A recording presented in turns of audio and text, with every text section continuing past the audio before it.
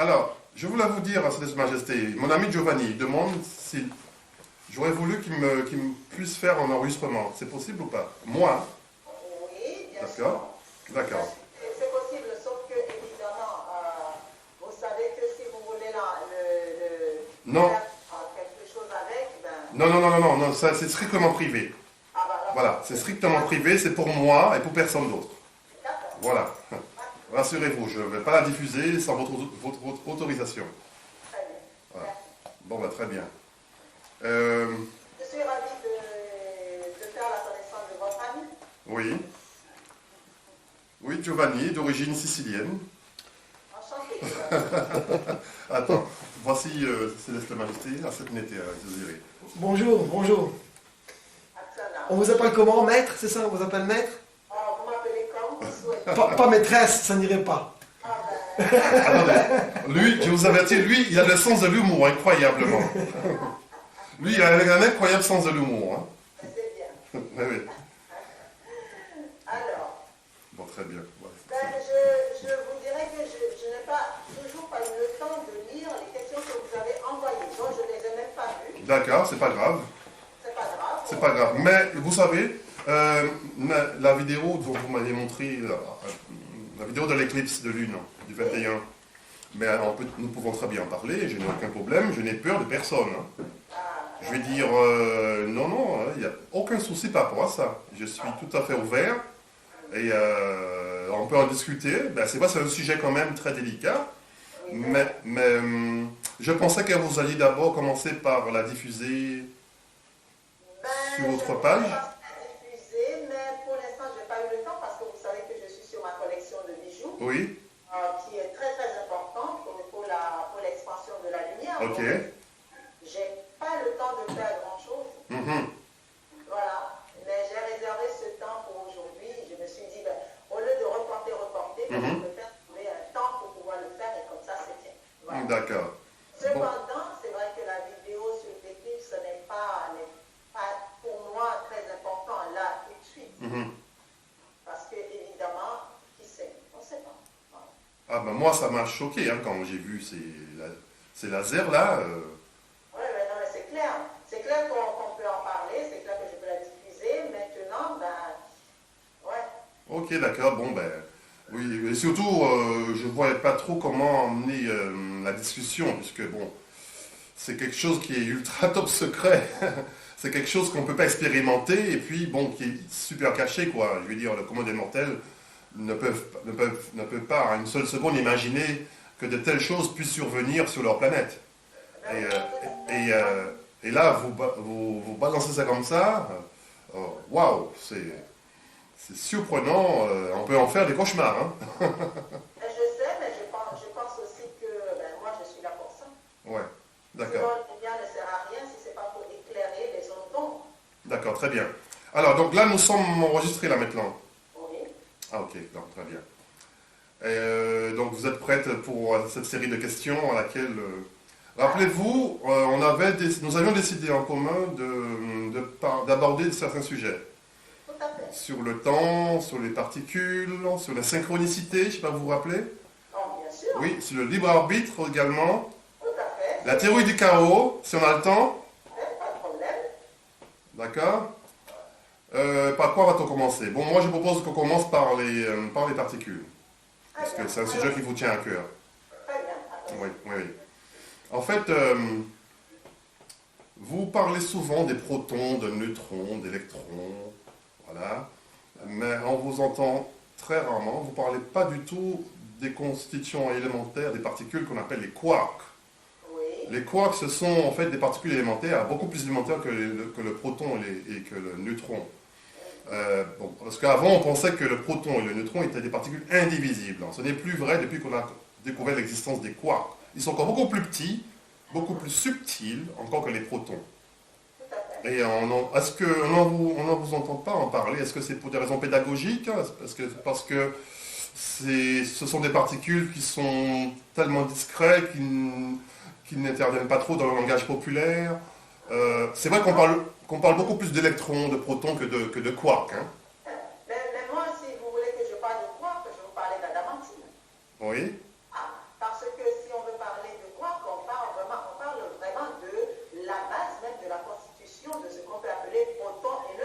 Carrément. Quand je dis la base même de la Constitution, je parle de la substance. Oui, oui, oui, d'accord. Donc, c'est pour ça que si on parle, en gros, c'est comme parler de... c'est comme dire, on parle de l'argile qui a fabriqué le verre. Mhm. Moi, si on parle du verre, on parle de l'argile.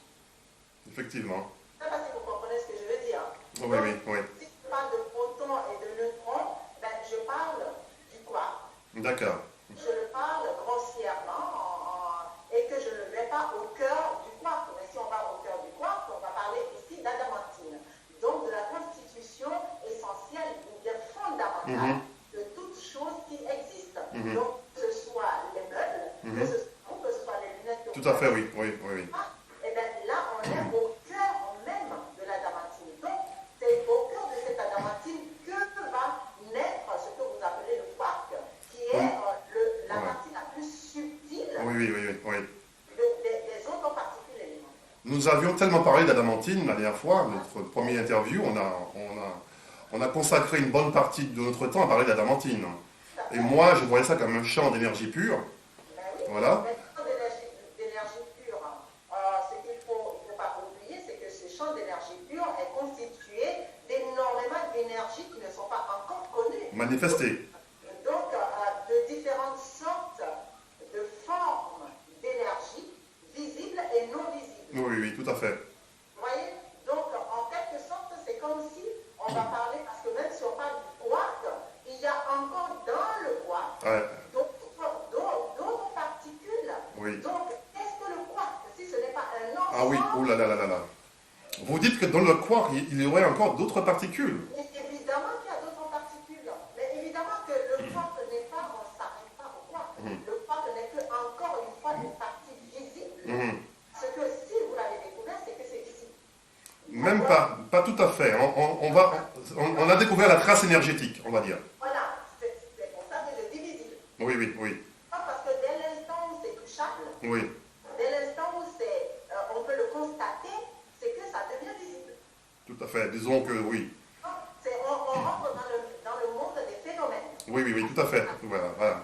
Donc, si on sort du monde des phénomènes, il y a des milliards et des milliards de particules dont l'homme n'a aucune Conscience. Conscience, ah oui. Parce que nous, les physiciens, nous pensions que les quarks représentent les particules les plus élémentaires de la matière, et qu'en deçà, il n'y a plus rien, on peut plus subdiviser. Mais c'est pas ça, il y a pire que ça. On a découvert en fait que les quarks étaient même pas des billes ponctuelles ou solides. Ce sont tout simplement des vibrations, des champs d'énergie. À ce domaine-là, à ce niveau de l'infiniment petit, on ne peut plus parler de billes, de quelque chose de concret ou de palpable. On voit un champ d'énergie, quelque chose qui oscille en fait, et qui correspond, la chose là, qui correspond vraiment au quark, on devrait le qualifier, ce serait un champ vibrationnel. C'est quelque chose qui, c'est une pure énergie qui occupe tout l'espace autour de lui. Voilà. Dans votre monde. Oui, oui. Dans votre monde, vous considérez que c'est un champion d'énergie. Or, dans un autre monde où l'énergie est sous une autre forme, le quark va être quelque chose de visible. Vous comprenez? Oui, oui. Ah oui, oui. Qui va constituer de la matière pour ce monde-là. Alors, pour votre monde, ça ne le constitue pas. Tout simplement parce que cette partie-là vous est voilée. Alors que dans l'autre monde où cette partie-là est dévoilée ou révélée, ça constitue non pas une vibration, quelque chose de neutre ou bien quelque chose d'invisible, quelque chose de vraiment phénoménal qui est là et qui est touchable, avec lequel on peut jouer, on peut fabriquer des choses. Et surtout, l'énergie des quarks, elle est incommensurable, elle est dévastatrice, elle est incroyablement puissante. Ça ne nous a pas échappé à nos physiciens que l'énergie des quarks est suffisante pour faire disparaître tout un système stellaire. Je suis d'accord, mais vous savez que dans d'autres mondes, cette énergie est déjà étudiée et utilisée. Ah oui, j'imagine bien. Lorsque vous vous dites qu'aujourd'hui, on est capable, c'est-à-dire que dans d'autres mondes, il y a des êtres qui sont capables de se manifester devant vous, en utilisant cette énergie-là, vous vous dites, eh bien, dans ce cas-là, ça veut dire que cette énergie peut être considérée comme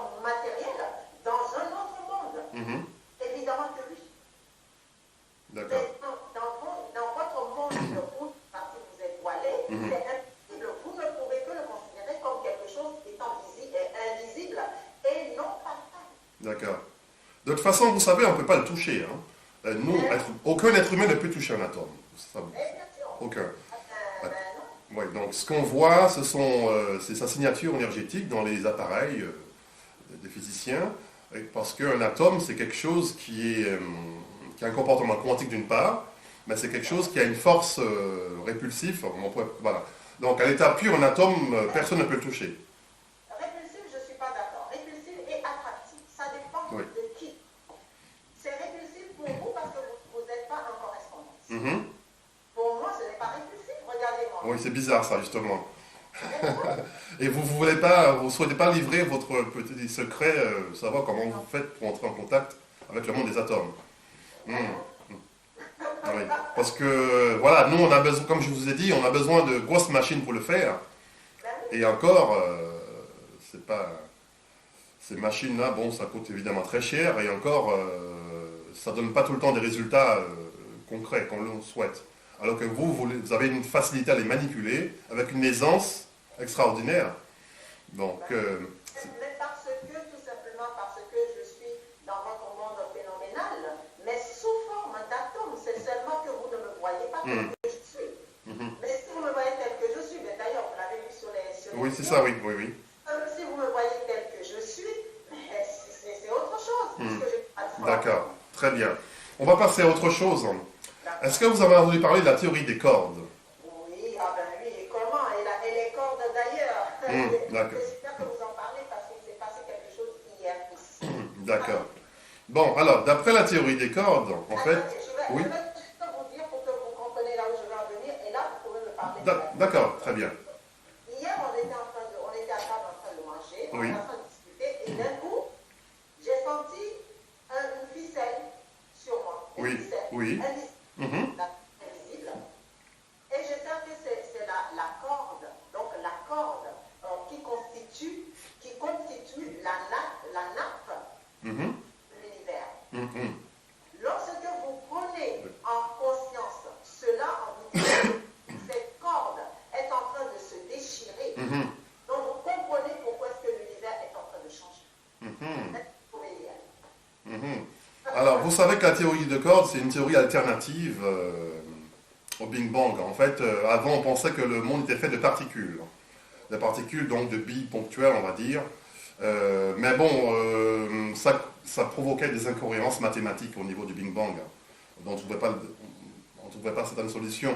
Et lorsqu'on a décidé de remplacer des particules par des cordes vibrantes, comme des notes de musique, on a découvert que, en fait, les cordes, en fait, les particules proviennent de la façon dont vont vibrer les cordes.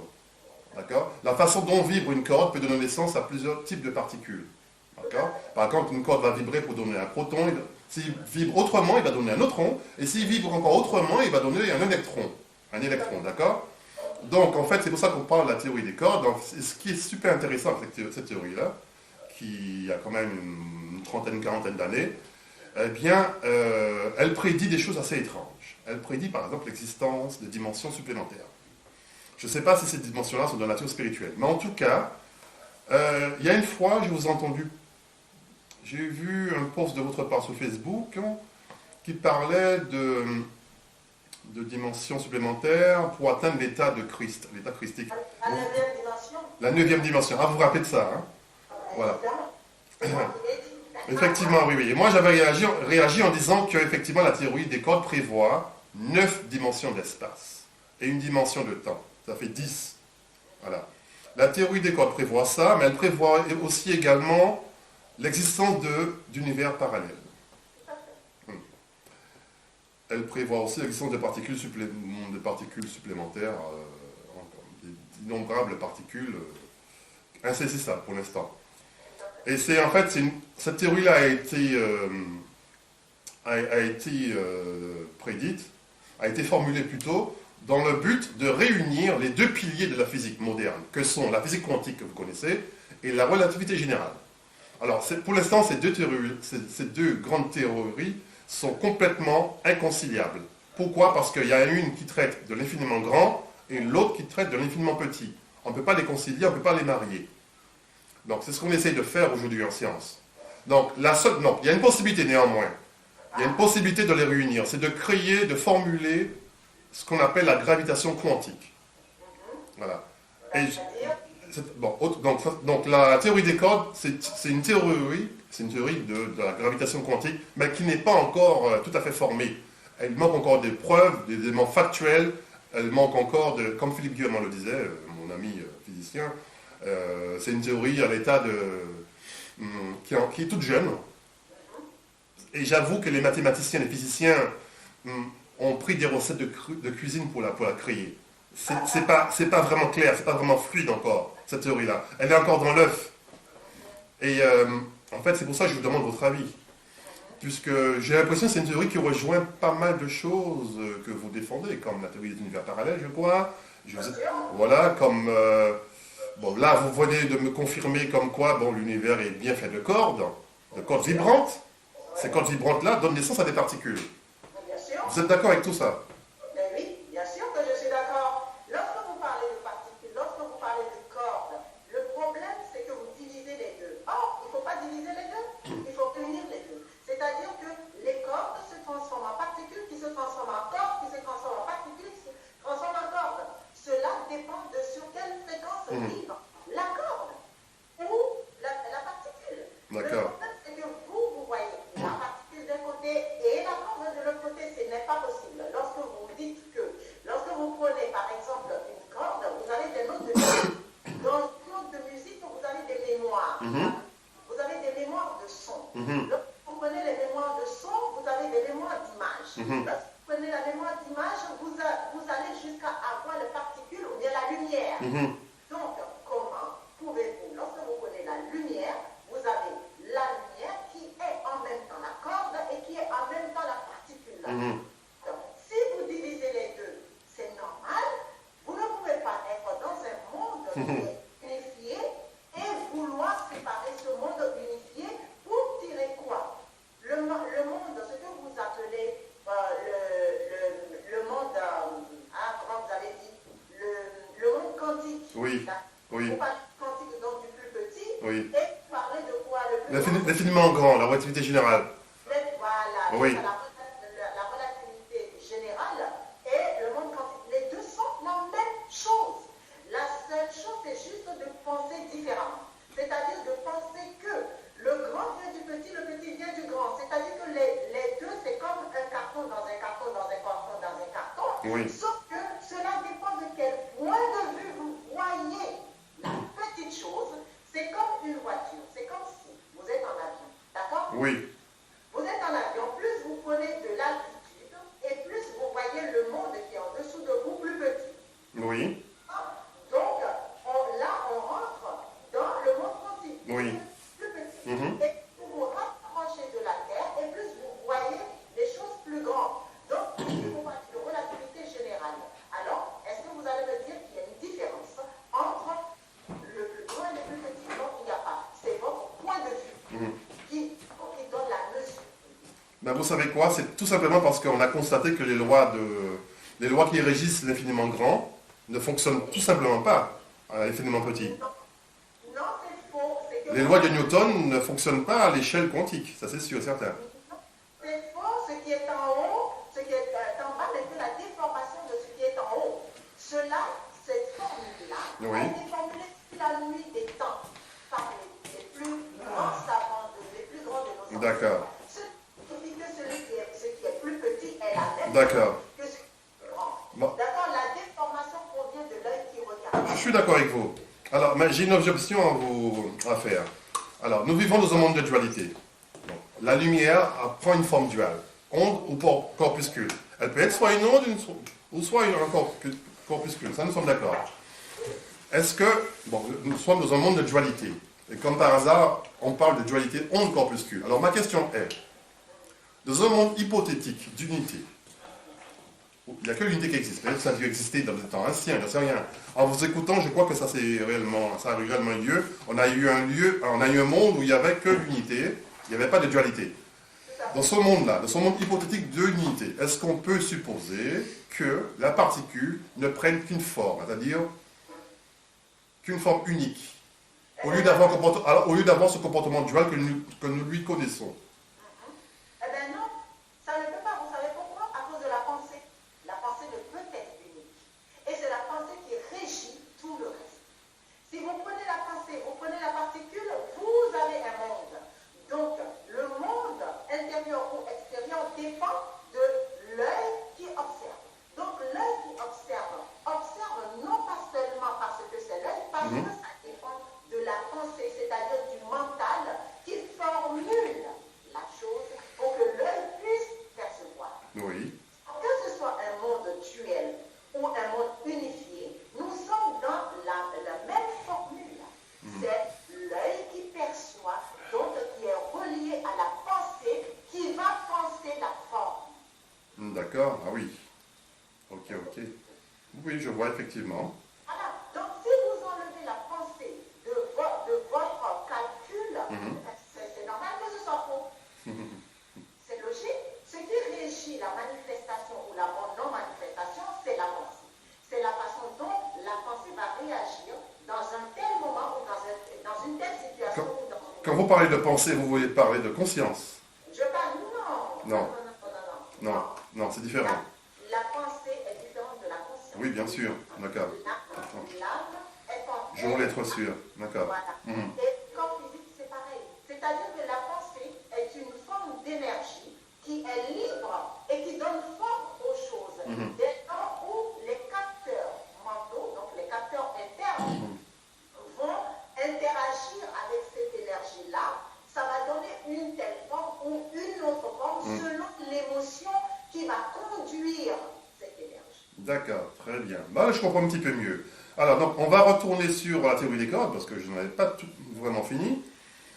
Donc, je vous avais dit que la théorie des cordes fait des prédictions. Les prédictions sont très importantes en science, parce qu'elles permettent de renforcer, en fait, la théorie. D'accord? Elles permettent de donner plus de force, Il y a la démarche expérimentale, effectivement, qu'on connaît, observation, hypothèse, expérience, résultat, interprétation. Mais il y a aussi les prédictions que doit faire une théorie pour lui apporter plus de force. Donc, une des prédictions, c'est que la théorie des cordes prévoit l'existence d'univers parallèles. Alors, ma question est, quel regard, comment ces univers parallèles-là pourraient impacter les êtres humains que nous sommes, vous-même? Par quelle façon, concrètement? Mais concrètement, l'être humain lui-même est un univers, est un ensemble d'univers parallèles. Oh. D'accord? Oui. Donc, j'avais écrit quelque chose il y a quelques jours sur le déni de soi. Oui. Donc, le déni de la réalité. Donc, aujourd'hui, je viens d'enregistrer quelque chose sur ça. Oui, j'ai vu. Eh bien, je vais vous lire juste quelque chose que j'ai écrit par rapport à ça. D'accord. Comprendre la question que vous venez de poser. D'accord. Tout simplement. Donc, un moment, je vais trouver donc, le déni de soi. Voilà. Donc, là, je vais aller vers la place, la vision, la projection. Voilà. Donc, je vais vous lire 3 choses. Oui, j'écoute. La place, la vision et la projection extérieure. D'accord? Oui. Donc, pour la place. Pour que la paix puisse naître dans un monde et régner, il faut que chacun puisse reconnaître sa place. Qu'il puisse admettre, qu'il voit à partir de la projection extérieure. Ce dernier point nécessite la connaissance des 2 univers intérieurs et extérieurs, ce qui n'est pas le cas de la grande majorité des hommes. Ensuite, il faudrait que chaque âme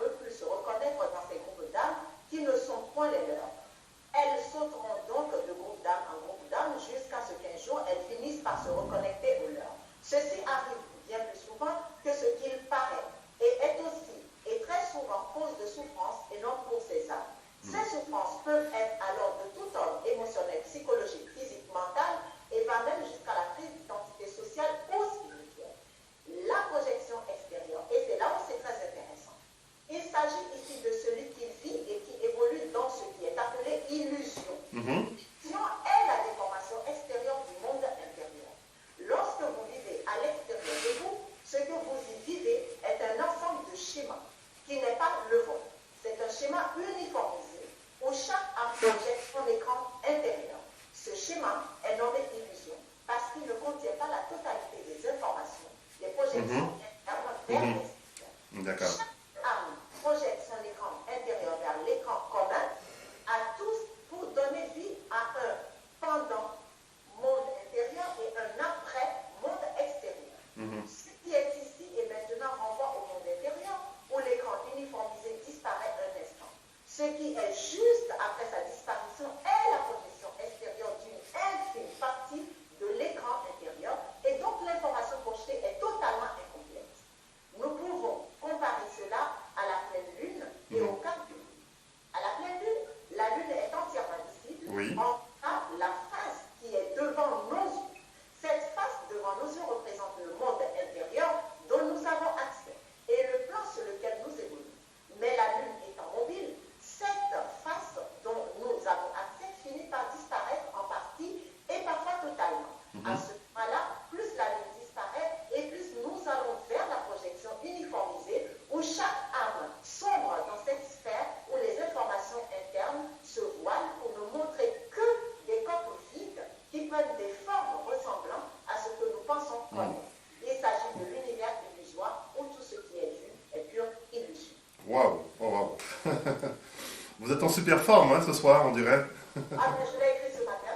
Ah ouais, super, je suis impressionné, mais c'est très philosophique. Hein. Ah ben oui, c'est ça. C'est très métaphysique même. Ah oui, mais ça mérite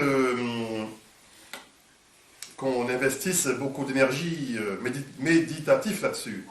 Exactement. Ah oui, oui. Donc vous voyez bien que ça rechange cette optique. Effectivement, oui. Vous avez écrit ça très récemment. Ce matin. Ce matin. Waouh. Ce matin. Et d'où vous êtes venu cette inspiration? Comme ça. Moi, je me lève avec ça. Voilà. Ah oui, oui. Oui, ça rejoint en partie ce que je viens de dire. Les questions à laquelle... Ça répond en partie aux questions aussi que je vous ai posées. Et voilà. Très bien. Écoutez, je vais continuer ma série de questions. Je vais changer de sujet. Je vais parler de l'espace-temps flexible. Ça vous rappelle quelque chose? L'espace-temps flexible. Oui. Alors, donc, parce que bon, c'est un sujet quand même tout à fait passionnant. Et c'est un sujet d'actualité, puisque c'est un sujet où on va parler de rétrocausalité, on va parler du libre arbitre, de synchronicité. Mais d'ailleurs, j'aurais voulu savoir, est-ce que vous croyez en l'existence du libre arbitre? Non. Non. Fantasme phénoménal. Impossible. D'accord. Non. Impossible. Et ce que j'ai écrit va encore vous le prouver. C'est de la foutaise, ça n'existe pas. Parce qu'il y a la suite. D'accord. Foutaise. Vous voulez que je vous le lise? Oui, j'ai vu bien. Maintenant, donc, il s'agit ici du libre arbitre. D'accord, tout à fait, oui. Oui. D'accord. Ok. Donc, On a je vais l'illusion. chercher la partie qui s'appelle les usuriers. Oui. D'accord? Donc, dans un monde, lorsqu'un groupe d'âmes arrive à se retrouver à avoir une vision totalement différente de ce qui est accepté et montré par tous, forcément, il y aura sanction de la part de la grande majorité qui pense être dans le juste, mais celui qui est à l'intérieur perçoit la vérité, lui, et sait que c'est cette grande majorité qui nage dans la boue.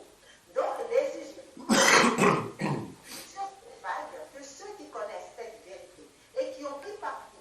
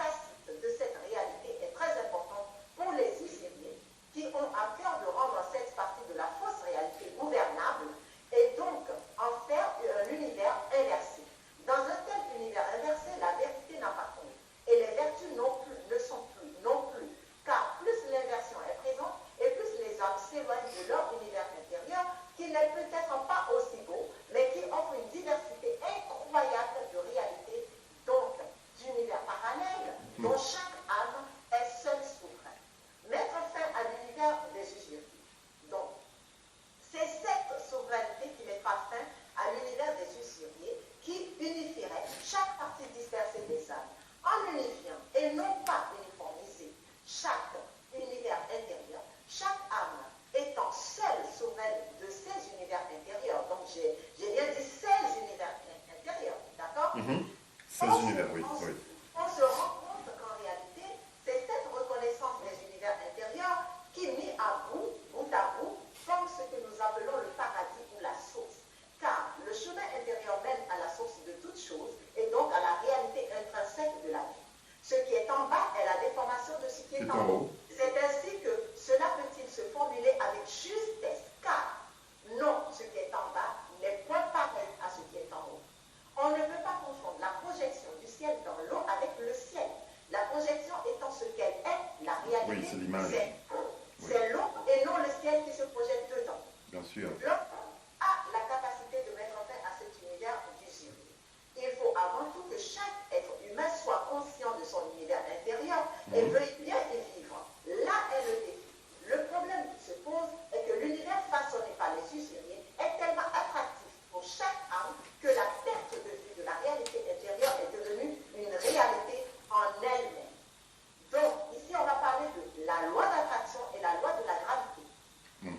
Oui, mais il ne faut pas que ne nous écartons pas trop. Hein. Le but, c'était le libre arbitre. Hein. C'est parce que ça rejoint, c'est la même chose. Écoutez bien, d'accord? La loi d'attraction et la loi de la gravité. Dans la loi d'attraction, on peut entendre la résonance suivante. Attraction, piège, attirance, attractivité. Ce qui signifie que la loi d'attraction est une indication de quelque chose qui attire. Or, nous savons que la gravité attire, n'est-ce pas? C'est ici que nous allons comprendre la pomme d'Albert Einstein. La pomme de Newton, plutôt. Pardon? C'est la pomme de Newton. De Newton, pardon. Oui. La gravité est donc cette force qui fait chuter les corps, n'est-ce pas? Oui. Nous pouvons ici relier la gravité et l'attraction.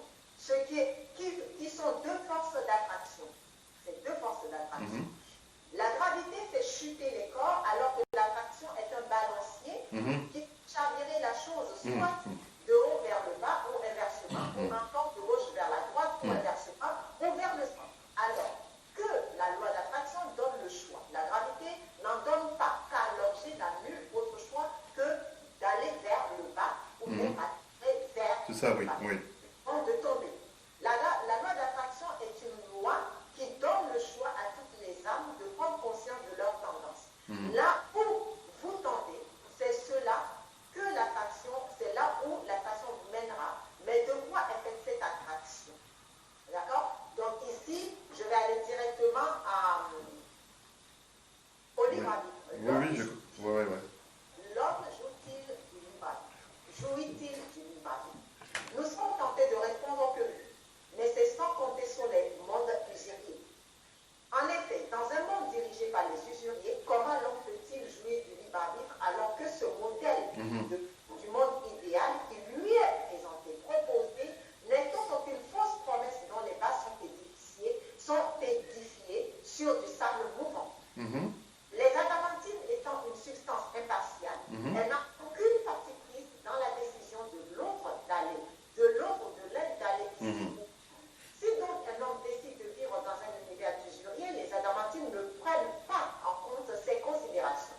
L'homme lui-même étant une sorte d'énergie diversifiée qui lui donne à la gravité et à la densité, l'adamantine au cœur même de cette densité ne fait que converger vers la tendance de la forme d'énergie de l'humain appelée désir, volonté, pour le mener ici ou là, où son désir regarde, rien de plus et rien de moins. Cela n'est ni bien ni mal, c'est ainsi et c'est tout. Dans ce sens, nous pouvons conclure que, d'une part, l'homme jouit bien de son libre arbitre, mais d'autre, comment pouvez-vous jouir de votre libre arbitre si le chemin sur lequel vous êtes a été tracé pour vous et que vous n'en avez aucune idée? Lorsque vous naviguez dans un vide sidéral, et n'ayant pour boussole que l'illusion du soleil qui apparaît tantôt ici, tantôt là-bas et tantôt là, n'est-ce pas que vous êtes perdu? Que soit votre désir à un point B, si vous ne savez même pas que le point A existe et que vous prenez le point X comme étant le point A et qu'en réalité les points X se retrouvent à chaque détour d'un rond-point, pensez-vous vraiment que vous arrivez un jour à avoir au point B? Alors même les points B sont tellement nombreux que vous D'accord. en prendant des lieux une petite objection par rapport à ça. D'accord. Donc, en fait, bon, peu importe, on ne peut pas changer l'arrivée du point B. Mais pourquoi il n'y aurait pas plusieurs chemins pour y parvenir, à la manière du GPS qu'on calibre? Supposons qu'on part d'un point A pour aller à un point B. Mais vous n'avez pas compris le texte.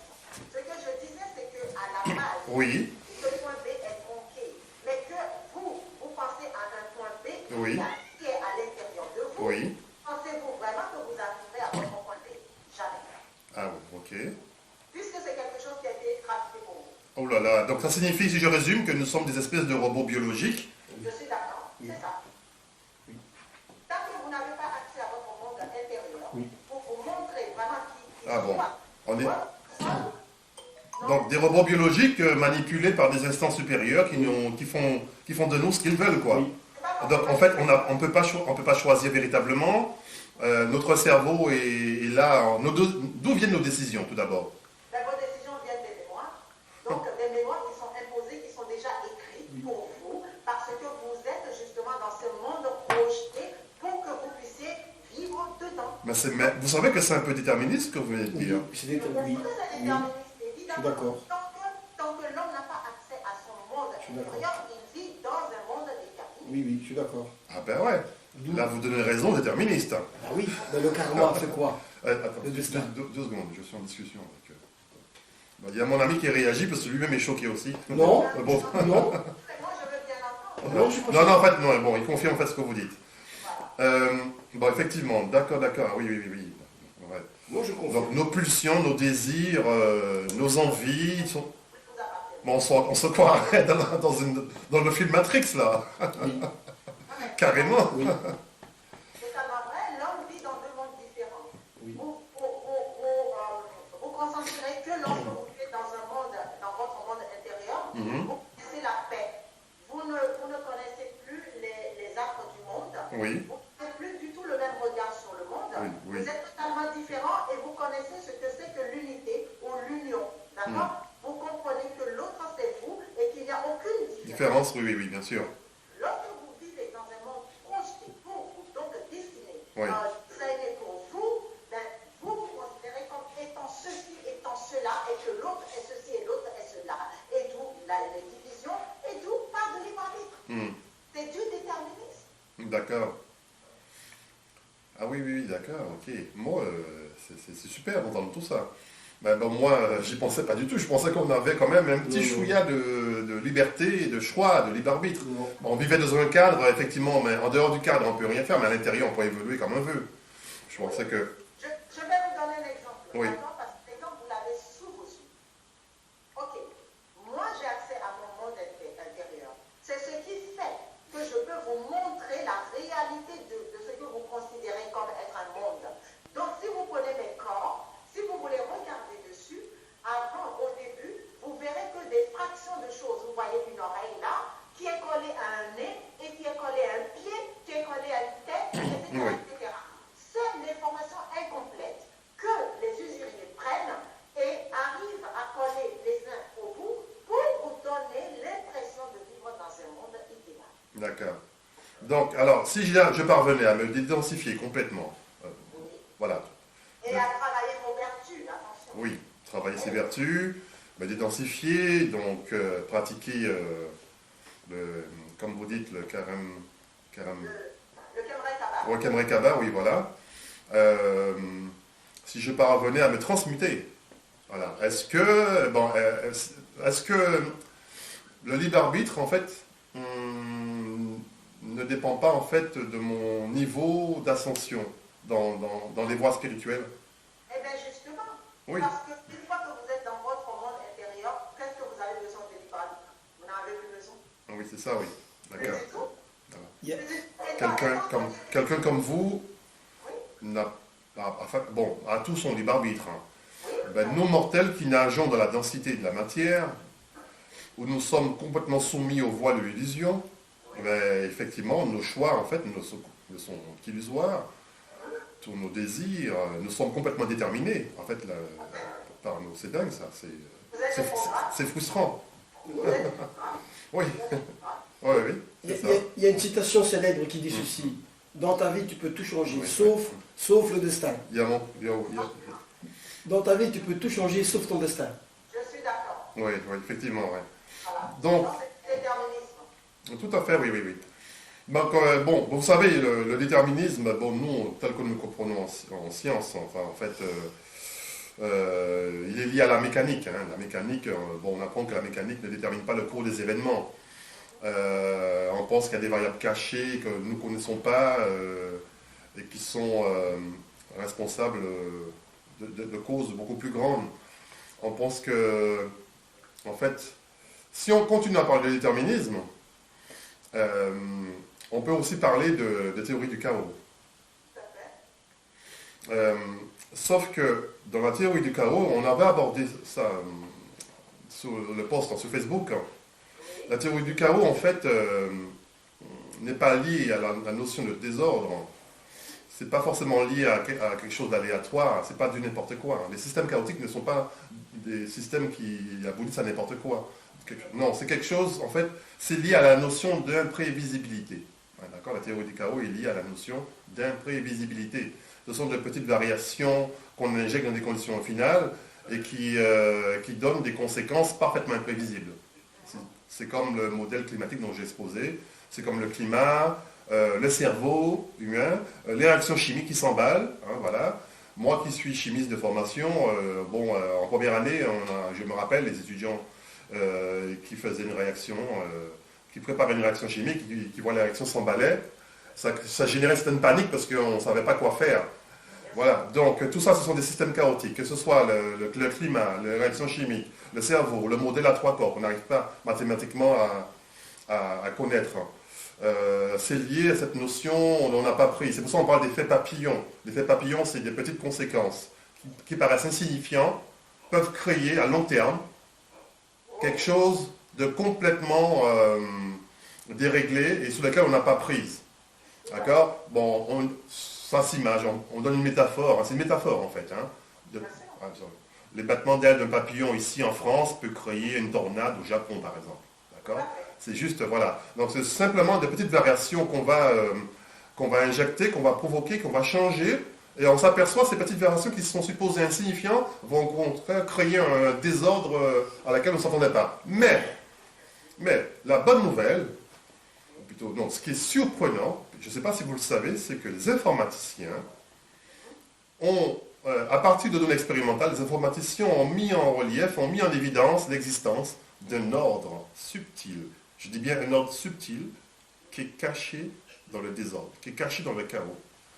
Et écoutez bien, cet ordre-là prend la forme, géométriquement parlant, cet ordre-là se manifeste sous la forme de fractal. Ah oui. Oui, voilà.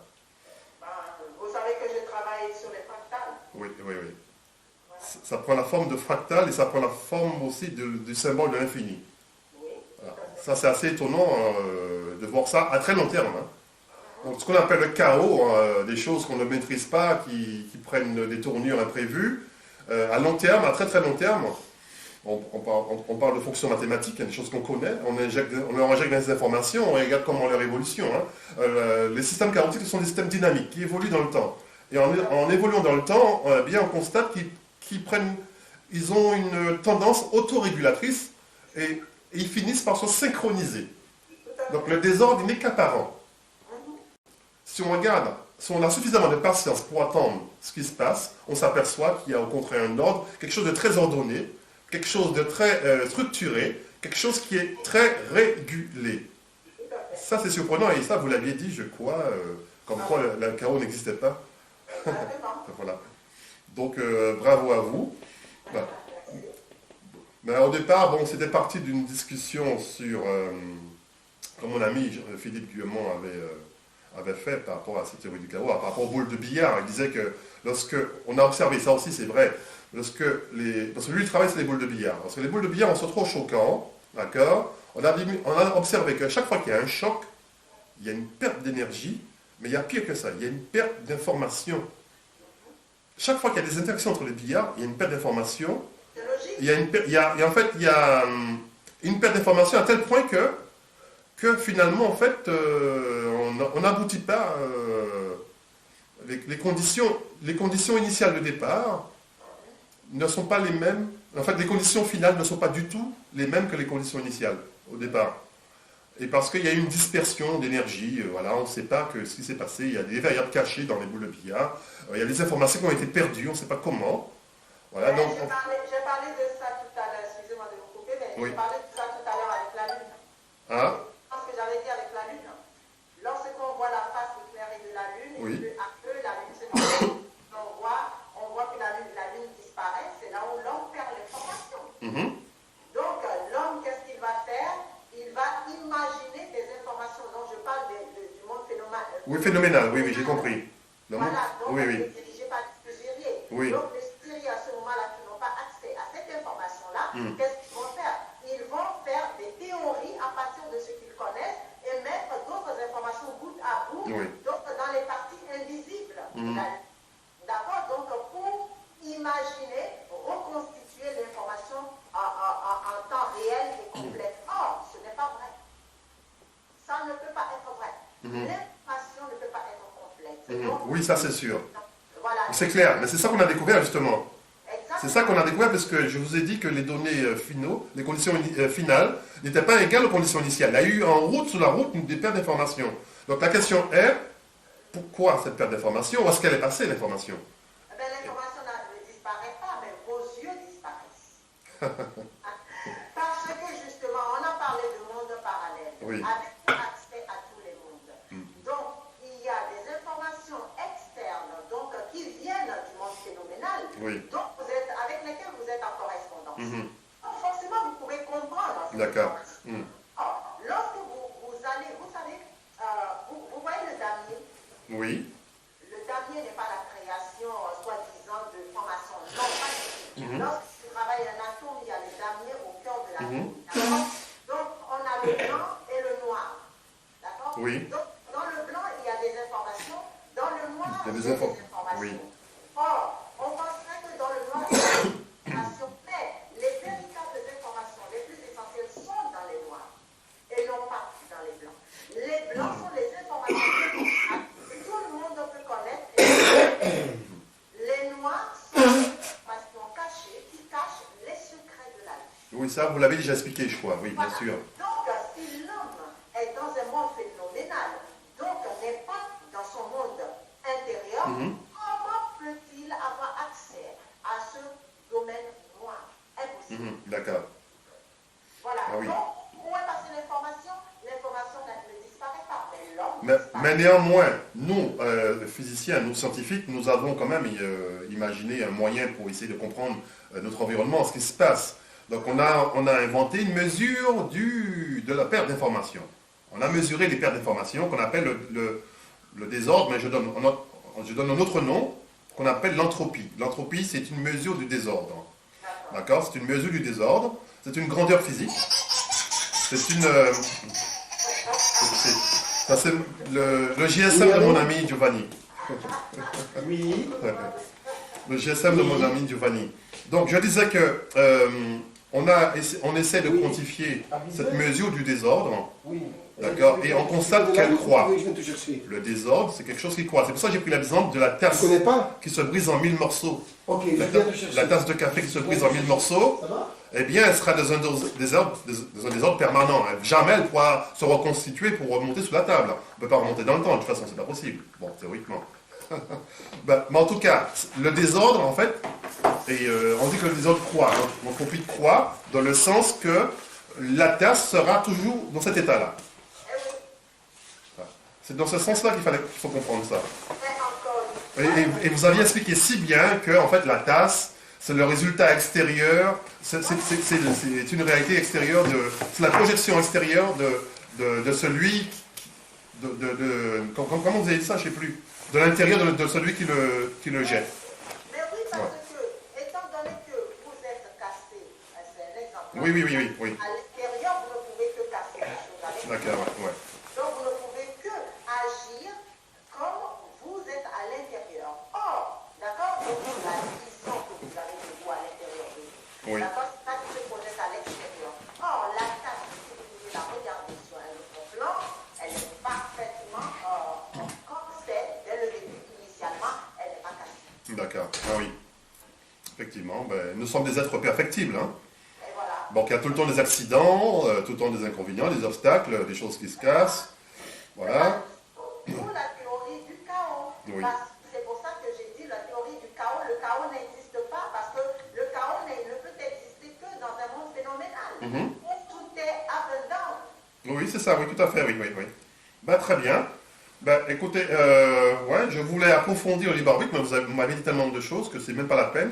Je vais bifurquer sur le temps flexible, hein, l'espace-temps flexible, l'espace-temps dont je vous parlais. Donc, ça ne vous pose aucun problème de savoir que le futur, il est dynamique, il n'est pas figé. Le futur, est-ce que le futur existe? Non, le futur n'existe pas. Oui. Bon, Le passé, le présent et le futur ne sont que la même chose. D'accord, ok. Bon, on va faire l'hypothèse que ce qui n'est pas encore arrivé, on va l'appeler le futur, temporairement. Même s'il n'existait pas, c'est pas grave. Ok. Voilà. Ce qui va arriver tout à l'heure, dans demain, après-demain, voilà, on va appeler ça le futur. Même s'il n'existait pas, c'est pas grave. Ok? Donc, je sais qu'il est né. D'ailleurs, Einstein disait qu'il n'y a pas de séparation entre passé, présent et futur. D'accord? Donc, le futur n'est pas figé. Donc, est-ce qu'on ne peut pas imaginer que ce futur-là se présente sous la forme d'une combinaison d'événements simultanés? Autrement dit, des événements qui sont superposables, multiples. Et le fait de... Est-ce qu'on peut pas... Est-ce qu'on ne pourrait pas faire bouger ce futur, je me demande? Parce que le futur, il n'est pas très dense. Hein. Il fluctue un peu, il oscille, puisqu'il n'est pas encore là, il n'est pas encore devant nous. Donc on peut plus facilement peut-être agir dessus de par le pouvoir de l'intention, de par nos pensées. Non, mais de toute façon, ce que vous appelez les futurs ne sont que des potentialités existantes déjà. C'est ça, oui. Comme si vous prenez une montre, Oui. et que vous dites que demain il va être midi. Oui, hier aussi il était midi, avant-hier aussi il était midi. Oui, oui. Donc le midi existe perpétuellement. Donc, qu'est-ce que vous pouvez agir dessus si ce n'est que quelqu'un d'autre a déjà agi dessus et que vous, à ce moment où vous pensez agir dessus, vous ne faites que vous caler sur ce qui a déjà été fait. Oui, c'est ça, oui. Donc vous êtes en train de dire que le futur est déjà là, il est déjà réalisé. Évidemment, ça Ok. vous existe le futur.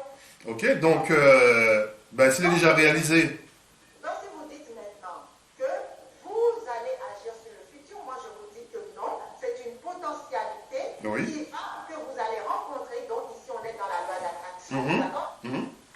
C'est la potentialité existante que vous allez rencontrer et vous aurez l'impression que c'est vous qui avez agi dessus. C'est pas vous. C'est tout. ah oui, c'est une illusion ça. On a l'impression qu'on a agi dessus alors que ce n'est pas le cas. Mais non, absolument pas. Les potentiels sont déjà là, ici et maintenant, tout de suite. Attendez, voilà. Il faudrait me donner un peu de temps pour réfléchir par rapport à ça. Ok, le futur est déjà là, il est déjà réalisé. D'accord? Il fluctue lorsque j'émets des intentions. Bon, des intentions, je souhaite concrétiser quelque chose, un projet. D'accord? Je vais visualiser. Bon, le projet finit par se manifester, par se réaliser. Hein, moi, voilà. Et à notre niveau, en tout cas, même si ça prend du temps, mais il finit par se concrétiser à un moment donné. D'accord? Donc, est-ce qu'on ne peut pas imaginer que ce futur-là, il est déjà là, et effectivement, comme vous dites, il est déjà réalisé, mais par rétroaction, il se crée dans le présent. Alors, je répète, est-ce que la réalité, je dis bien la réalité que nous vivons collectivement, est-ce qu'elle n'est pas le résultat de la rétroaction du futur sur le présent? Autrement dit, est-ce que la réalité ne se construit pas est-ce que c'est vrai que la réalité ne se construit pas dans le présent, mais plutôt dans le futur? Mais non, absolument pas. Quel futur? Non. Tout est perpétuellement présent, passé et futur. Donc, ce qui signifie que ce que vous appelez futur n'est que le résultat de quelque chose qui est déjà passé bien longtemps et que vous avez attiré par loi de correspondance. D'accord, voilà, c'est ce que je voulais entendre.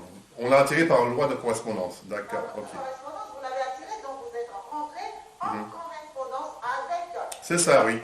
Donc, l'option ou le potentiel qui existe déjà. Mais le fait de l'attirer par voie de correspondance, est-ce que ça ne peut pas provoquer des synchronicités dans notre vie? Quelle synchronicité? Non. Mais non, quelle synchronicité? Étant donné que tout est déterminé, quelle synchronicité y a-t-il? peut l'appeler. Mais en fait, vous savez ce que c'est par définition une synchronicité. Par définition, ce sont des événements. Alors, on appelle ça une occurrence simultanée de deux événements qui n'ont au départ aucun lien de causalité entre elles, mais qui impactent fortement l'individu qui le vit. Ce sont deux événements qui n'ont rien à voir entre elles en apparence, mais qui prend beaucoup de sens pour celui qui le subit. Oui, ben... Et vous connaissez peut-être le célèbre psychiatre Gustav Jung. Oui, j'ai entendu parler. Oui, Jung, c'est le père de la synchronicité. Il est considéré comme tel. Il a inventé des notions comme l'archétype, comme l'inconscient collectif. Il n'a rien inventé du tout. Tous ces concepts sont déjà connus dans l'Égypte antique. D'accord, ok. Bon, en tout cas, il a pris l'image du scarabée d'or, en tout cas. Oui, comme par hasard. Bon, ça vaut ce que ça vaut, mais écoutez. Bon, c'était un psychiatre, il était très connu. Excusez-moi, je suis un peu enrhumé. Parce que je reviens d'une longue... j'ai attrapé froid, pendant une semaine, j'ai eu la grippe, j'ai eu le nez qui coulait, c'était très désagréable. Là, c'est fini, mais bon, il y a encore du reste. Alors, donc, ce psychiatre en question, il est très célèbre, hein, parce que il a eu, en fait, une patiente qui est venue le voir, et qui lui a parlé de son rêve. La patiente lui parle qu'elle a eu, dans ce rêve, un scarabée d'or. Au même moment précis, je ne sais pas si c'est une légende, mais au même moment précis, eh bien, Gustav Jung, il entend un bruit dans sa vitre, à la fenêtre. Il regarde d'où sa fenêtre et comme par hasard, il voit un scarabée, il le met sous la table, et c'est un scarabée d'or. Donc il y a eu deux événements qui se sont synchronisés. Deux événements, on peut parler de coïncidence, mais là c'est plus qu'une coïncidence, puisque c'est comme si ces deux événements là étaient corrélés entre elles. Et moi, je peux vous dire que dans ma vie, j'ai eu beaucoup de synchronicité. Je peux vous donner un exemple qui m'a marqué énormément. Vous allez me dire ce que vous en pensez. J'attendais un courrier avec impatience. Pendant 2-3 mois, le courrier n'arrivait pas. Donc je perds patience. Je décide d'appeler quelqu'un qui, lui, sait pourquoi le courrier n'est pas encore arrivé. Je décide de l'appeler. Ok. Et d'accord, je l'ai eu au téléphone. Et 5 minutes après, je décide d'aller voir la boîte aux lettres. Et comme par hasard, ce jour-là, le courrier était là. Alors, comment expliquez-vous pourquoi c'est ce jour-là, j'ai décidé d'appeler cet ami en question. Pourquoi je ne l'ai pas fait hier ou avant-hier, au bout de 30 jours, moi-même, au bout de 60 jours, c'est seulement ce jour-là, je prends la décision de l'appeler. Alors moi, mon hypothèse à moi, c'est que le futur a influencé ma décision d'appeler. Le futur était déjà là, comme vous dites, mais seulement il a influé ma décision d'appeler mon ami, qui lui avait la réponse. Et c'est pour ça que, en fait, j'ai mis l'intention d'appeler mon ami. Mais l'intention, en fait, elle vient du futur qui a rétroagi sur le présent. C'est pour ça que j'ai pris cette décision-là. Pourquoi je ne l'ai pas eu avant-hier ou 10 jours plus tard? C'est ce jour-là précisément que j'ai eu le réflexe que le courrier s'est trouvé là. Comment expliquez-vous ça? Ben, vous savez, l'homme est trop dans le mental. D'accord? Parce que tout simplement, vous venez au monde avec un programme qui est déjà prédéterminé. Oui. Vous savez déjà à un instant T ce que vous devez faire pour sortir d'une situation. D'accord? Oui. Tout est déjà inscrit en vous. Oui. Parce que tout est déjà inscrit en vous. Qu'est-ce que vous appelez synchronicité? Si ce n'est juste que le moment est venu, que vous vous êtes rappelé, que vous devez faire ça et que vous l'avez fait. Ah. On ne peut pas parler non plus de, je sais pas moi, de télépathie, non? Non. Quelle télépathie? Je ne sais pas, mais bon, c'est quand même curieux, que pile poil le jour où je décide d'appeler mon ami, que le courrier soit là. Mais bon. Je suis la preuve vivante que l'homme, l'humanité, tout ce que nous voyons, est constitué d'amas d'énergie. Oui. Donc, ces amas d'énergie sont des programmes. D'accord? Qui sont là, vastes. Ok.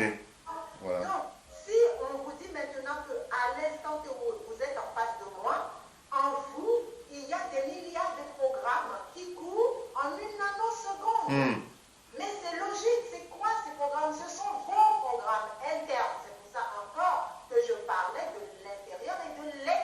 D'accord. Dès l'instant où vous avez accès à un instant T à votre intérieur, vous savez ce qui vous attend. D'accord. D'accord? Mais si vous êtes à l'extérieur de vous, vous êtes perdu dans le brouillard de tout ce qui existe. Donc, il n'y a pas de synchronicité. Il y a juste un programme qui s'est déclenché. D'accord. Ce qui fait de nous de parfaits robots biologiques, pensants, croyant détenir. Biologique dans le monde phénoménal, oui. Oui. Encore une fois, oui, parce que n'oubliez pas que ce que vous êtes, c'est tout. Vous Oui. êtes tout. Oui, c'est effectivement, oui. Il faut en prendre conscience. Donc, si vous êtes tout, pourquoi parler de synchronicité qui limite? Ah non, ben non, mais les synchronicités peuvent apparaître comme une preuve du libre arbitre pour certaines personnes. Hein. Ben oui, mais justement, c'est ça le problème. Mais parce que l'homme veut absolument se dire maître des choses. Oui, c'est ça, oui. Mais il est déjà, vous êtes vaste comme le cosmos. Oui, c'est ça, oui. Oui, oui, oui.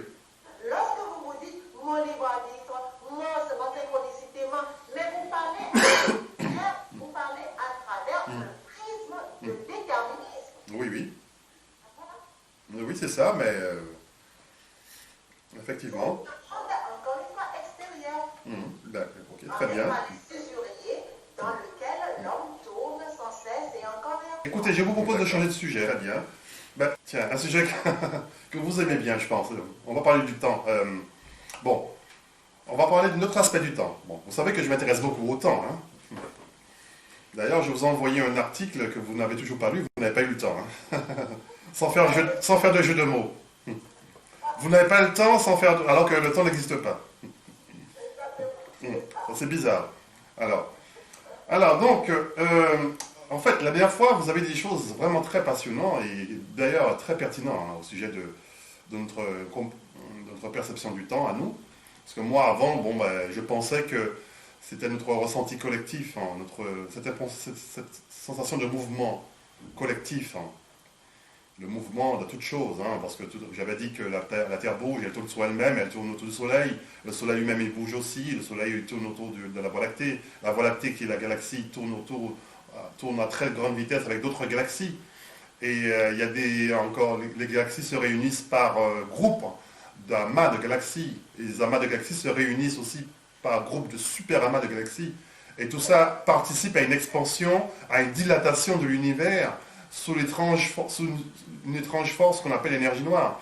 Et donc, l'univers est en train, le tissu spatial de l'univers est en train de se dilater. Donc, il y a une participation collective au mouvement. Et moi, je pensais que ce mouvement, que le temps provient de ce dérivé du mouvement, en fait, tout simplement. Et que c'est ça qui nous donne l'illusion d'un temps qui passe. Alors que vous avez dit au contraire que c'était une question de densité. Vous avez dit que, en fait, le temps, c'est la densité, le fait que l'espace soit ralenti par la densité, autrement dit par la gravitation, c'est ça qui est responsable de notre illusion du temps. Et ça, j'ai trouvé ça très pertinent, et ça se tient tout à fait. Donc, en fait, je vais poser la question autrement. Alors, donc, pour s'échapper de l'illusion du temps, il faudrait donc se dédensifier, n'est-ce pas ? Voilà. Et donc, c'est pour ça que je vais vous demander votre avis. Il y a des personnes qui font des expériences de mort imminente. Vous savez ce que c'est une expérience de mort imminente? Ou encore ce qu'on appelle une sortie hors du corps. On appelle ça OBE, out of body en anglais. D'accord? EMI, c'est expérience de mort imminente. On appelle ça aussi NDE. NDE en anglais. Voilà. Donc, en fait, les personnes qui parviennent à sortir de leur corps, ils ne sont plus soumis à la densité à ce moment-là. Non. Et est-ce que c'est la raison pour laquelle, ça me paraît logique, mais est-ce que c'est la raison pour laquelle ces personnes-là ne perçoivent plus le temps de la même façon? Mais évidemment, ils sont sortis de la densité, donc du monde phénoménal. Ah, ça explique. En sortant du monde phénoménal, on n'est plus soumis aux lois de la gravité.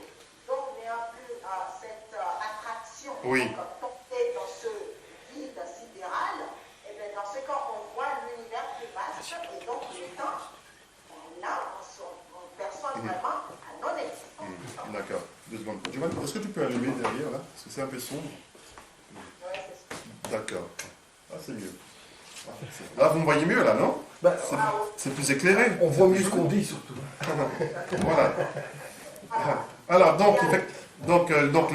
en fait, vous savez, les personnes qui sont sujets à une expérience de mort imminente, bon, en général, ils sont dans un hôpital, dans un état comateux, voilà, ils sont sortis de leur corps, ils voient des choses. En fait, leur perception est altérée. Et donc, ces personnes-là sont soumises à divers phénomènes. Par exemple, ils ont une vue à 360 degrés. Ils ont l'impression de traverser des murs. Pour eux, il n'y a pas d'obstacle. Et pour eux, surtout, ce qui est très important, et c'est là que je reviens à la notion du temps, ils ont l'impression de subir un éternel présent, qu'il n'y a pas d'écoulement de temps. Le temps est extrêmement dilaté. Voilà. Et donc, cela semble rejoindre, en fait, ce qu'on voit, ce qui est montré dans le film Interstellar. Voilà, donc là, c'est encore très intéressant, doublement intéressant, parce que dans le film Interstellar, je rappelle, hein, je résume un peu le film. Hein. Si un père de famille, une trentaine d'années, et qui part dans un vaisseau spatial, au voisinage d'un trou noir, qui s'appelle Gargantua. Et il arrive à se mettre en orbite autour du trou noir, sur une planète qui est en orbite autour du trou noir. Sauf que le trou noir est tellement massif qu'il va dilater le temps. Il va contracter l'espace et dilater le temps. Donc le temps va s'écouler très lentement autour de lui. Ce qui fait que lorsque une semaine va passer pour lui, eh bien, une semaine pour lui, c'est l'équivalent de, je ne sais pas moi, 3 ans sur Terre. Un exemple. Et au final, sa petite fille de 8 ans, qui s'appelle Murphy, sa petite fille va se retrouver grand-mère, avec des rides sous son lit d'hôpital, alors que lui, il est resté un jeune homme de 30 ans. Voilà. Donc là, en fait, là, oui, ça paraît effectivement logique, en vertu de ce que vous venez d'expliquer. Que c'est la densité qui est responsable de notre vision du temps. Je vous explique ce qui se passe là, au niveau de Gargantua. Oui. Donc, si on considère que le trou noir va avaler, donc va par loi d'attraction. Oui, effectivement. Tout ce qui est densité, qu'est-ce qui reste autour du trou noir? Il n'y a plus de densité. Donc, n'ayant plus de densité, il y a juste une énergie de régénération perpétuelle qui est et qui n'agit plus sur le corps. Ah oui, ça c'est incroyable. Qui va périr. D'accord. Dans cet environnement où la densité, où la gravité n'a plus de prise. Il n'y a plus de prise, oui. D'accord, je comprends parfaitement. Mais il y a une autre question que je me pose. Vous savez, il n'y a pas que la gravité qui est responsable de l'altération du temps. Il y a un autre phénomène, nous en physique, nous connaissons, nous scientifiques. Non seulement le temps est déformable sous l'action d'un champ de gravité, comme on a vu avec Gargantua, mais aussi lorsqu'on se déplace à la vitesse de la lumière. Et ça, comment vous l'expliquez? Je l'explique tout simplement encore une fois qu'il y a différentes sortes de lumière. D'accord? Lorsque la matière, les choses sont soumises à la densité, qu'est-ce qui se passe? La lumière va beaucoup plus vite. Oui. D'accord? Donc la vitesse de la lumière est tellement gigantesque. Oui. Qu'est-ce que vous appelez le temps? Vous comprenez? Mais alors, encore une fois, si on a la densité, ça s'étire. Donc, ça devient plus lourd et plus lourd et plus lourd. Donc, la lumière ralentit. Donc, l'espace lui-même se rétracte. Oui, c'est ça, oui. D'accord? Donc, c'est logique, encore une fois, que les corps vieillissent et périssent. Mais en même temps, vous savez, la lumière a une vitesse ultime. Hein. Il n'y a rien théoriquement qui peut la dépasser. Hein. Et pour nous, c'est une source d'information. Et donc, c'est pour ça qu'on dit qu'aucun corps matériel ne peut pas dépasser la vitesse de la lumière. Donc, toutes les particules ne se déplacent pas à la vitesse de la lumière. Hein. Donc, voilà. Bon, ici, l'électricité, les électrons, non. Les électrons ont une masse, et à cause de leur masse, ils sont contaminés par la matière. C'est pour ça qu'on peut voir la lumière. Oui, bah, tout à fait, oui. Ah non, effectivement, c'est pour ça, oui. C'est du fond, non? C'est 30 000 km seconde. Oui, à peu près 30 000 km à la seconde. Oui, oui. Pas, la vitesse de la lumière, c'est 300 000 km à la seconde. Voilà. Donc, 10 fois moins. On peut percevoir la lumière à cause de la densité. et vous savez, Albert Einstein, du haut de ses 15 ans, s'est posé la question qu'est-ce qui se passe si je chevauche un mur de lumière? C'est incroyable. Hein? Eh bien, en fait, le temps s'arrête. Le temps semble s'arrêter. Voilà. Le temps semble s'arrêter, puisque. En fait, l'écoulement du temps. En fait, non, encore une fois, non. C'est-à-dire qu'il faut toujours replacer les choses dans l'ordre. Oui. C'est pas le temps étant donné que le temps n'est Non, son écoulement. Voilà, non, non, non, même l'écoulement du temps n'existe pas. Donc c'est la densité qui disparaît. Vous comprenez? C'est la disparition de la densité. Oui, oui, c'est ça, oui, d'accord, ok, ça va, ça va. Ce que vous appelez en fait... C'est la même chose, j'ai compris, oui. Voilà. C'est la même chose, ouais, je viens de comprendre, ouais. Effectivement, lorsqu'on se déplace à la vitesse de la lumière, il n'y a pas de densité, il n'y a pas de masse. C'est pas par hasard que les particules qui se déplacent à la vitesse de la lumière, comme par hasard, n'ont pas de masse. Effectivement, je comprends, ouais, ça va mieux. Mais très bien, ben, écoutez, c'est super. En fait, je voulais rebondir sur quelque chose d'autre. Et je crois que ce sera certainement ma dernière question de la soirée. Il y a une expérience à laquelle vous êtes livré à la piscine, la première fois qu'on s'est rencontrés. Vous vous rappelez? Très bien. Oui, oui, oui, oui, oui. Peut-être que vous l'avez fait pour m'impressionner, j'en sais rien. Je l'ai fait bien avant que vous veniez, je le fais chaque fois qu'il fait beau. Oui. Parce que ce que vous ne savez pas, c'est que moi j'ai un grand intérêt à être dans l'eau quand il fait beau, parce que j'ouvre des portails, je travaille avec des portails. D'ailleurs, vous avez ouvert pas mal de portails ce jour-là, dans l'eau, des vortex. Exactement. Voilà. Mais vous savez pourquoi je vous pose la question, c'est que en sortant de l'eau, de la piscine, Oui. vous avez dit que vous vous sentez très lourd. Vous pesiez 1 tonne. Oui. 1 tonne. Et moi, je me suis dit, bon, dans ma tête de scientifique, j'étais un peu sceptique, mais je me suis dit, mais qu'est-ce qu'elle raconte? Elle délire. Voilà, antérieurement, je me suis dit ça. Et je me suis dit, mais, bon, vous pesez 1 tonne, j'ai très envie de vous soulever. Pour vérifier. J'ai eu envie de vous soulever, de vous prendre, voir effectivement si j'arrivais. Parce que moi, j'ai fait de l'haltérophilie, je peux soulever 140 kg. Voilà, c'est mon maximum. Et le pire, c'est que vous m'avez donné l'autorisation. Mais moi, j'ai pas osé.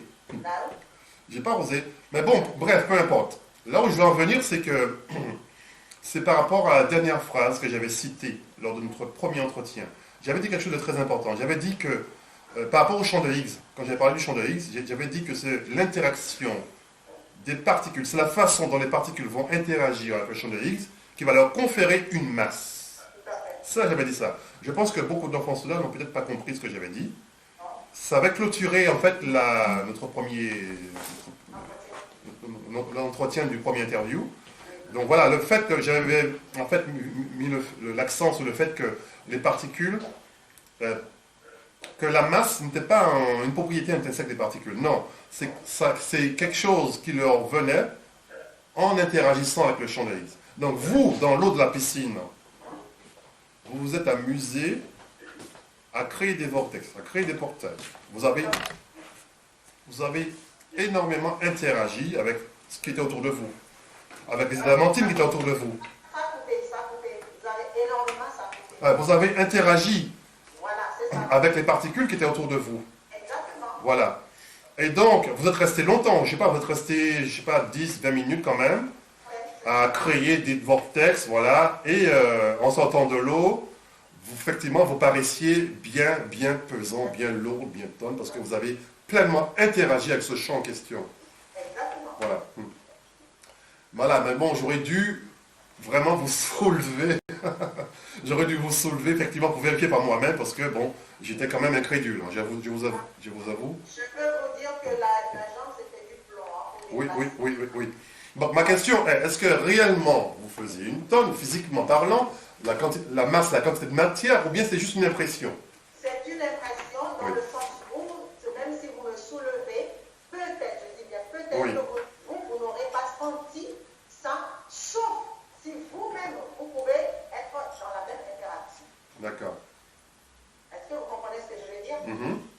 C'est-à-dire que si ça, vous pouvez être à ma place, vous sentirez exactement la même chose. Ah, ça, je n'en doute pas. Voilà. Oui. Sauf que je ne sais pas. C'est vrai que vous aurez dû me soulever parce que je n'ai pas... Non, mais c'est la première fois que je vous voyais, j'étais un peu impressionné. J'ai dû faire ça à une divinité. Non, moi, mortel, j'ose pas. Mais j'ai eu très envie, puisque je suis un peu dubitatif. Mais c'est totalement logique parce que en ouvrant les vortex, j'attire toute la densité de ces Bah oui, justement, oui, c'est ça, oui. Et donné que moi-même, je suis une somme d'adamantine, mais qu'est-ce qu'il y a une loi d'attraction. Donc tout vient se coller. En fait, toutes mes parties, tout ce que je suis est chargé, devient chargé par des vortex qui sont ouverts. Ce qui est logique.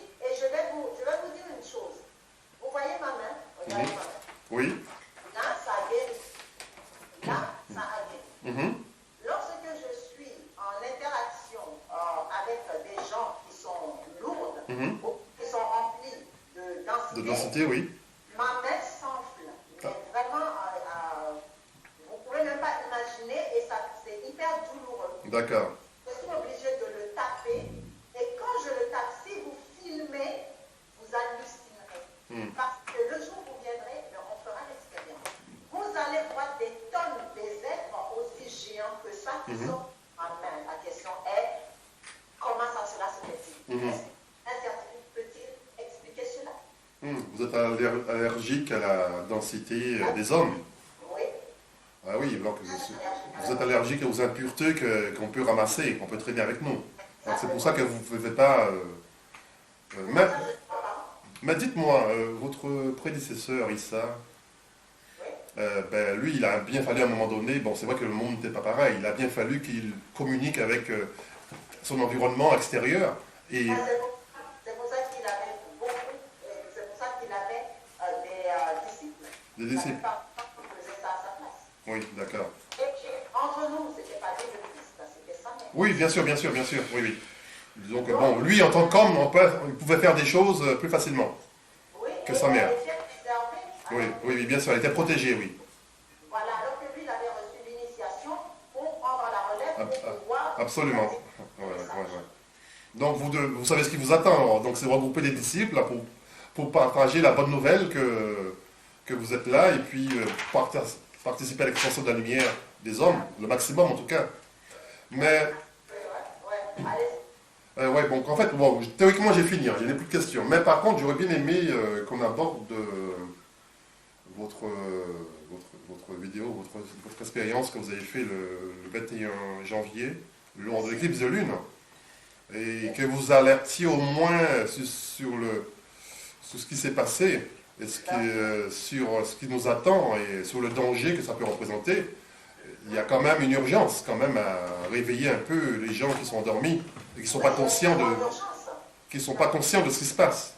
Non, parce que les grands de ce monde s'évertuent à cacher la vérité, Oui. parce qu'eux-mêmes construisent des bunkers pour s'y cacher. Oui. Ça arriverait. Oui. Le problème est que depuis 2016, je ne cesse d'alerter l'humanité qu'il y a des êtres qui arrivent sur la Terre et qu'il y a le tissu universel qui se déchire. Tissu spatial. Et donc, le voile universel, les frontières, il n'y a plus de frontières, il n'y a plus de voile. Tout ce que vous appelez le tissu, les vibrations, se déchirent.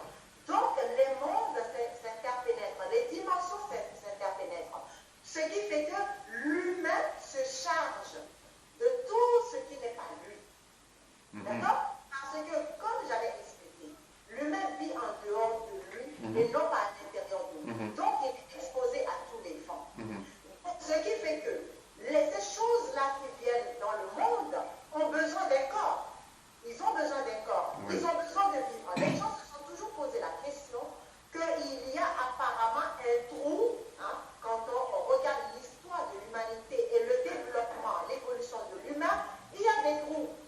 On ne sait pas où disparaissent certains êtres, que d'autres arrivent. Mais personne ne s'est posé la question, est-ce qu'il n'y a pas d'autres êtres qui prennent la place? On revit exactement la même chose. C'est-à-dire on revit le déplacement ou même le remplacement de l'humanité par une autre espèce. Ah, c'est grave ça, c'est très grave. D'accord? C'est très On grave. vit Oui, le oui. remplacement de l'humanité.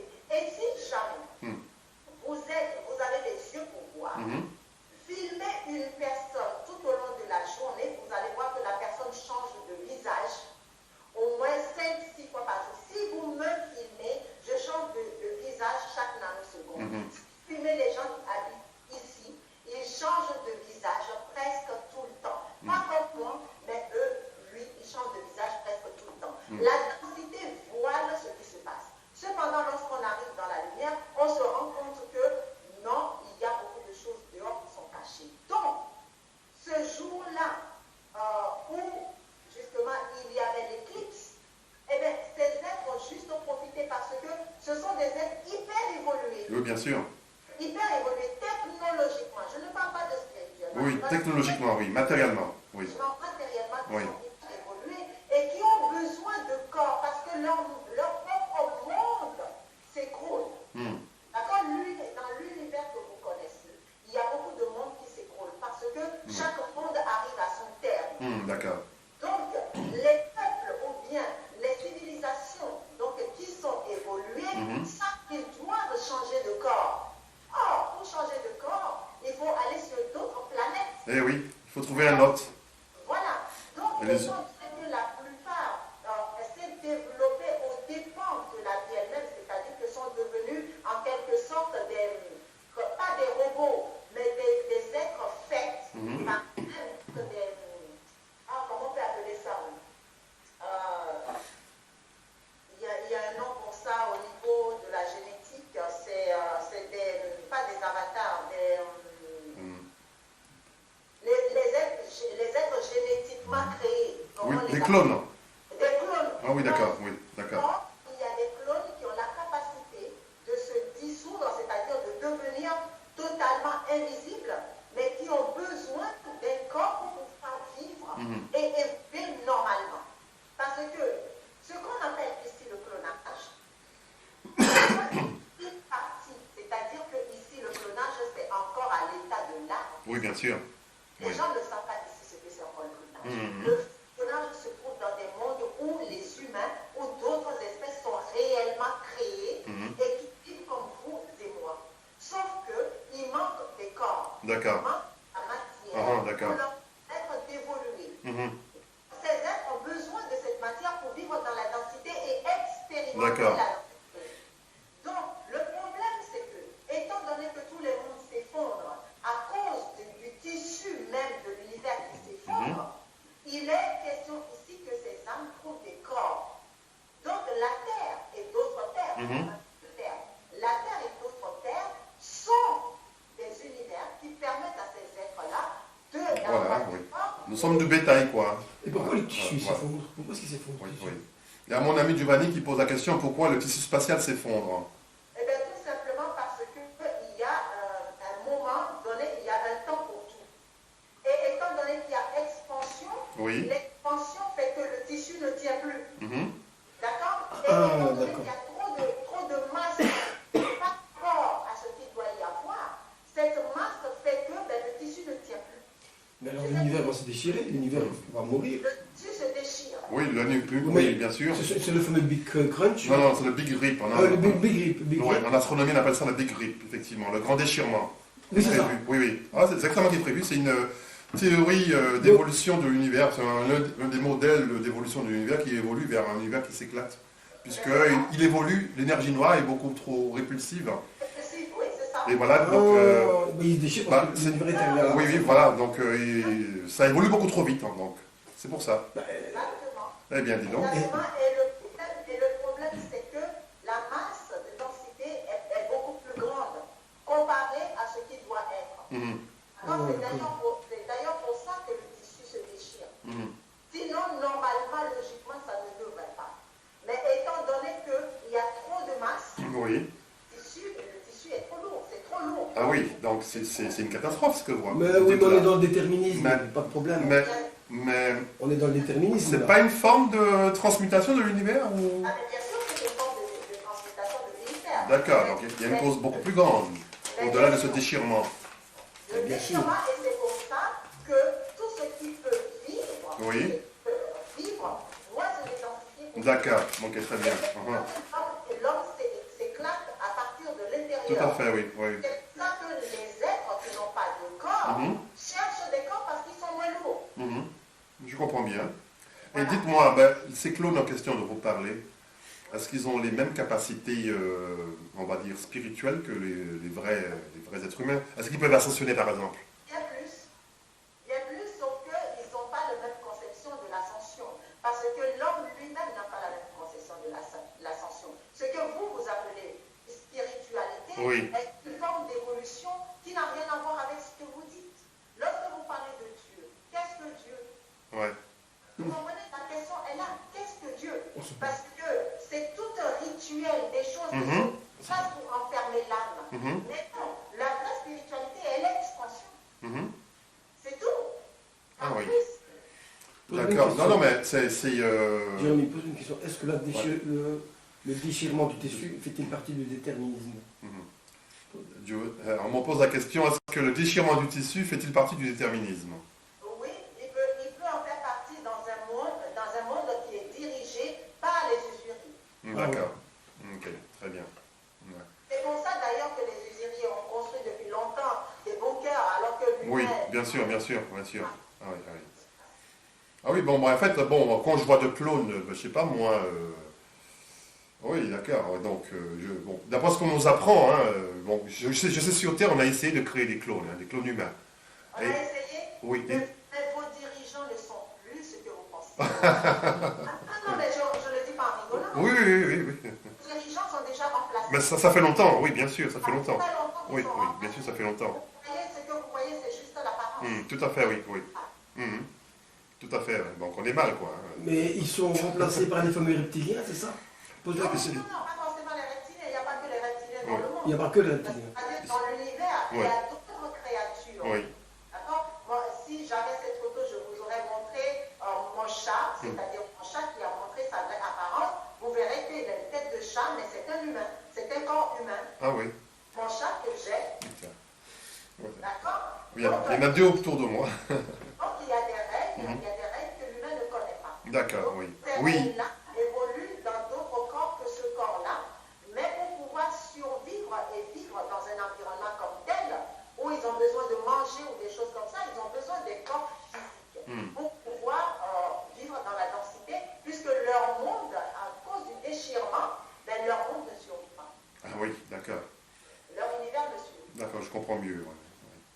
Donc, oui, donc là, quand vous me parlez de clones là, qui peuvent ascensionner, c'est... Mais bien sûr, mais parce que est-ce que vous savez qu'il y a... On clone l'âme aussi, on ne clone pas que le physique. Il n'y a ni bien ni mal dans les adamantines. Oui, c'est vrai.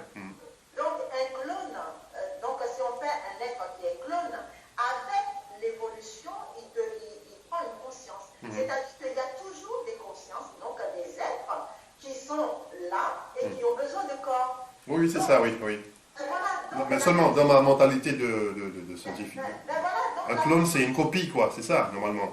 mais la conscience, c'est quoi? Oui, mais si le clone vit, c'est qu'il est animé par un esprit. Oui. C'est d'autre qu'un programme. Il est animé par une âme, hein, sinon... D'accord. La conscience n'est rien d'autre qu'un programme. Oui. Donc, un programme a pour intention, l'intention de sa création, c'est de toujours vivre, c'est toujours faire s'expandre les choses. Donc, quelque chose qui ressemble à une forme, va se diriger vers l'intelligence de cette forme. D'accord, très bien. Vous avez parlé de conscience. Est-ce que vous pourriez me définir ce que c'est la conscience? C'est ce que je viens de dire, c'est un programme informatique. D'accord. Est-ce qu'elle est produite par le cerveau? Non. D'accord. Absolument pas. C'est une coque vide. Oui. Jusqu'à ce que la conscience, c'est-à-dire les informations, y sont intégrées. C'est D'accord. comme si vous prenez un ordinateur, Oui. on construit toute l'apparence, et après, on programme l'information dedans. D'accord. C'est pour ça que lorsque l'homme meurt, on voit bien le cerveau. Oui, bien sûr. Et ben voilà. Donc, ok. Donc, le cerveau n'est pas le siège de la conscience. Pas du tout. Non, Autrement dit, que la conscience serait d'origine extra-neuronale. Ailleurs. D'accord. Donc, le cerveau, il est là pour gérer les informations, traiter les informations. Voilà. Mais même nos décisions, nos intentions ne proviennent même pas de notre cerveau. Ah, c'est incroyable. Ouais. Ah oui. Le cerveau n'est qu'un capteur. Oui, c'est ça, un capteur, c'est ça, oui. Parce que tout votre corps, tout notre corps, Ouais. ce que je porte, n'est qu'un capteur. C'est ça, oui. D'accord? C'est comme si on a des... Tout à fait. Ouais, ben, je ne sais pas si vous le savez, mais les matérialistes aujourd'hui Oui. sont persuadés rigoureusement que la conscience naît par l'activité cérébrale. Ah ben non. Oui. Oui. Les neuroscientifiques, oui, ils croient ça.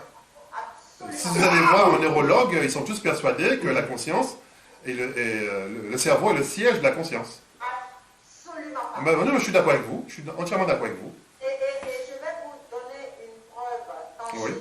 Oui. D'accord? Lorsque vous avez vu des photos de moi où ici c'est coupé. Oui. Mais il n'y a pas de cerveau. On voit des êtres Oui, mais je suis entièrement d'accord avec vous, effectivement. Ouais. Ben, ça limite un peu notre compréhension des choses. Ouais. Et pourtant, je suis là tout à fait, oui. Et si on regarde, on voit quelque chose qui ressemble à un cerveau, mais en réalité, j'en ai pas. Mais même dans les expériences de mort imminente, lorsque les gens sont allongés sur la lit d'hôpital, ils ont un électroencéphalogramme plat. Or, on continue à diagnostiquer, on continue à enregistrer une activité cérébrale. D'où ça vient? Voilà, ça c'est une preuve. Mais bon, ça c'est... Malheureusement, ce genre de preuve-là ne fait pas l'unanimité chez les neuroscientifiques. Voilà. Donc, ok, c'est très bien. Super. Je vous remercie énormément pour cet échange fructueux. C'est de très bonne tenue, c'était très intéressant. Voilà, nous allons en faire une autre.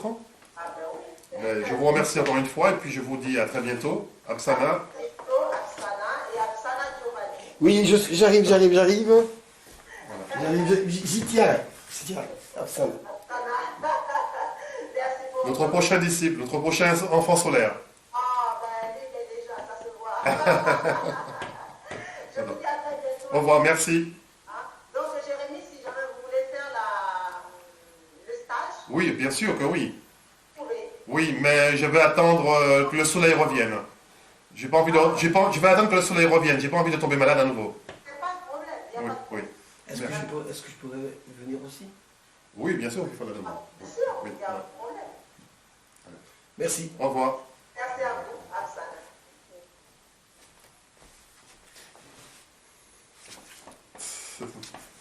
Super.